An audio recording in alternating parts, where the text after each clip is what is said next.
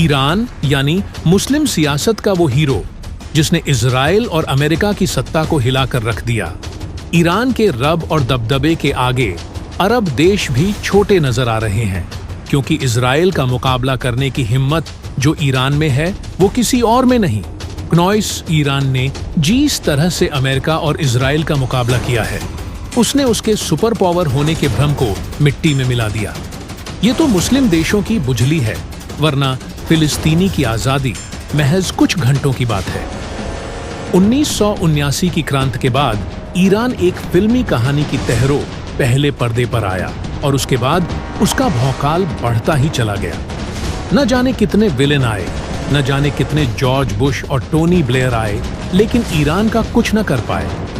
America ने न जाने कितना पैसा और न जाने कितनी शक्ति लगा दी, लेकिन ईरान का कुछ नहीं बिगाड़ पाया। क्नॉइस ईरान का जन्म एक विचारधारा के रूप में हुआ था और उस विचारधारा ने आज पूरी दुनिया को अपने कब्जे में ले लिया है। ईरान के सुप्रीम लीडर आयातुल्लाह ख़ुमैनी को जब अमेरिका ने धमकी दी कि हम तुम्हें घुटनों पर ले आएंगे, तो ईरान ने कहा कि हमने ये मिसाइलें दिखाने के लिए नहीं बनाई, बल्कि ये हमारी आज़ादी और रक्षा का प्रतीक है। हम अपने रॉकेटों से ईरान के हर दुश्मन और हर विरोधी का वजूद मिटा देंगे। और ईरान 1979 से लेकर अब तक ये करता रहा है। जब भी ईरान पर हमला हुआ, ईरान ने उसका मुंह तोड़ जवाब दिया। क्नॉइस पिछले दिनों जब इजराइल ने ईरान के लीडरों की हत्याएं की, तो ईरान ने उस पर मिसाइलों की बौछार कर दी। जीस आयरन डोम पर इजराइल को बहुत नाज था, ईरान ने उसके परखच्चे उड़ा दिए। पिछले 1400 सालों में ईरान को मिटाने की लाखों कोशिशों की गई, हजारों तरीके अपनाए गए, लेकिन ईरान आज भी दुनिया के सामने सीना ताने मजबूती से खड़ा है। आज भी जब फिलिस्तीनी को मदद की जरूरत है, तो ईरान अपना सब कुछ कुर्बान करने को तैयार है। उससे न कुछ खोने का खौफ है और न कुछ पाने की लालसा। बस उसका एक ही ख्वाब है, और वो है फिलिस्तीनी की आजादी, मस्जिद ए अक्सा की आजादी। ईरान इस वक्त मुस्लिम दुनिया को एकजुट करने की कोशिशों में लगा हुआ है। ईरान के सुप्रीम लीडर अली खमनेई ने तो यहां तक कह दिया कि जब तक हम शिया और सुन्नी के फिरकों में बंटे रहेंगे, हमारा कुछ नहीं होने वाला। क्नॉइस दुश्मन की यही ताकत है कि वो हमें बांटकर अपना फायदा उठाना चाहता है। पूरी दुनिया के मुसलमानों को हमारे दुश्मनों के खिलाफ एकजुट होने की जरूरत है। इजराइल का खात्मा तय है, दुश्मन कमजोर है और विद्रोही मजबूत, और हम ऐसे ही फिलिस्तीनी मुसलमानों के साथ खड़े रहेंगे। अली खामनेई के ये शब्द बता रहे हैं कि ईरान अमेरिका और इजराइल के लिए कितना बड़ा चैलेंज बनने वाला है। अमेरिका कभी नहीं चाहता कि मिडिल ईस्ट में शांति पैदा हो, इसलिए वह मुसलमानों को आपस में लड़ाने की कोशिश करता रहता है। और अगर मुस्लिम देश एकजुट हुए तो मिडिल ईस्ट से उसकी 14/8 खत्म हो जाएगी और ये अमेरिका के पतन की शुरुआत होगी। सद्दाम हुसैन ने जब ईरान पर हमला किया, तो उसके पीछे भी अमेरिका का एक झूठ था कि ईरान इराक पर हमला करने की योजना बना रहा है, और उस झूठ ने लाखों मुसलमानों की जानें ले ली थी।